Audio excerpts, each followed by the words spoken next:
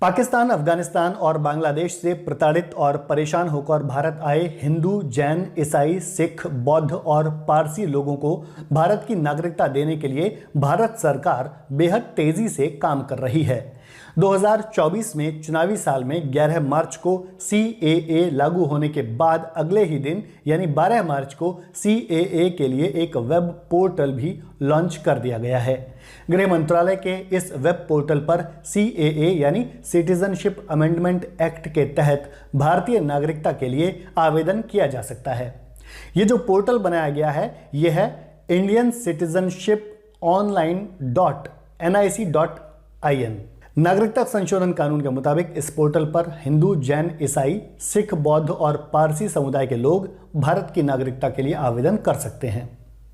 दोस्तों, भारत में रहकर चैन और सुकून की जिंदगी जीने वाले कुछ लोग इस नागरिकता कानून का विरोध बड़ी उग्रता के साथ कर रहे हैं, लेकिन इन लोगों ने कभी यह सवाल नहीं उठाया कि पाकिस्तान ने कभी भी भारत जैसा नागरिकता संशोधन कानून लाने की कोशिश क्यों नहीं की।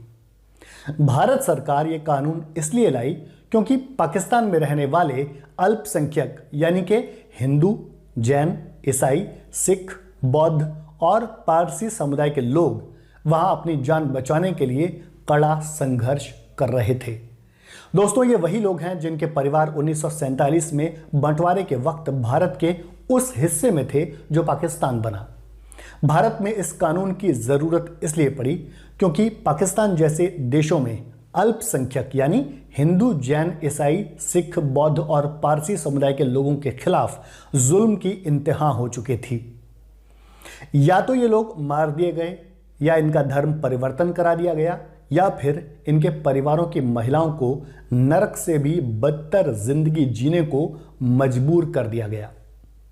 हालांकि भारत के पहले प्रधानमंत्री जवाहरलाल नेहरू ने 15 अगस्त 1947 को कहा था कि हम हमारे उन भाइयों और बहनों के लिए भी चिंतित हैं जो बंटवारे के कारण हमसे कट गए हैं और जो दुर्भाग्यवश वर्तमान में मिली स्वतंत्रता की खुशी को साझा नहीं कर सकते हैं। चाहे कुछ भी हो जाए, वो हमारे हैं और हमारे रहेंगे। हम उनके अच्छे या बुरे वक्त में समान रूप से भागीदार होंगे। लेकिन नेहरू के ये बात कहने के बावजूद पाकिस्तान में अल्पसंख्यकों पर अत्याचार होता रहा और भारत या भारत सरकार कुछ नहीं कर पाई। भारत में जो कानून 2024 में लागू किया गया है उसकी ज़रूरत ही ना पड़ती अगर पाकिस्तान ने 1950 के नेहरू लियाकत समझौते का पालन किया होता। नेहरू लियाकत समझौता 1950 में हुआ था। भारत के विभाजन के बाद जब अल्पसंख्यकों पर अत्याचार हो रहे थे, उनके घर, उनकी संपत्ति लूटी जा रही थी, तब यह समझौता हुआ था। दरअसल साल 1947 में भारत के आज़ाद होने के साथ ही भारत का बंटवारा हो गया था। इसके बाद पाकिस्तान ने कश्मीर पर हमला किया था और भारत ने भी अपनी तरफ से जवाबी कार्रवाई जो हो सकती थी वो की थी। 1949 में दोनों देशों के बीच व्यापार भी बंद हो गया था। इस बीच सांप्रदायिक दंगों में पाकिस्तान में लगातार अल्पसंख्यक मारे जा रहे थे। पाकिस्तान के पंजाब, सिंध और पूर्वी पाकिस्तान यानी आज के बांग्लादेश से बड़ी संख्या में हिंदू और सिख भारत आ रहे थे। ये वो दौर था जब पाकिस्तान में अल्पसंख्यकों की संपत्ति लूटी जा रही थी। इन सब की वजह से भारत और पाकिस्तान के बीच जंग के हालात भी बनते दिखाई दे रहे थे। इसे रोकने के लिए ही नेहरू लियाकत समझौता किया गया था। 1950 में पाकिस्तान के प्रधानमंत्री लियाकत अली खान दिल्ली आए थे। 6 दिनों तक दोनों देशों के बीच बातचीत चली थी और उसके बाद यह समझौता हुआ था और दोनों देशों के प्रधानमंत्रियों ने इस समझौते पर हस्ताक्षर किए थे। समझौते में तय हुआ था कि दोनों देश अपने अल्पसंख्यकों के साथ हुए व्यवहार के लिए जिम्मेदार होंगे।